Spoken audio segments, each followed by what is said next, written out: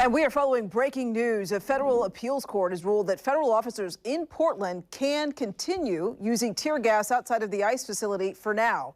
The Ninth Circuit Court ruling pauses earlier lower court orders that limited crowd control chemicals near the site. Those orders came after neighbors and protesters said that the chemicals were harming nearby apartments and peaceful demonstrations. In today's ruling, the court sided with the federal government in maintaining an existing pause on those restrictions. Ultimately, the use of tear gas and similar munitions at Portland's ICE facility is allowed to continue while the case plays out in court.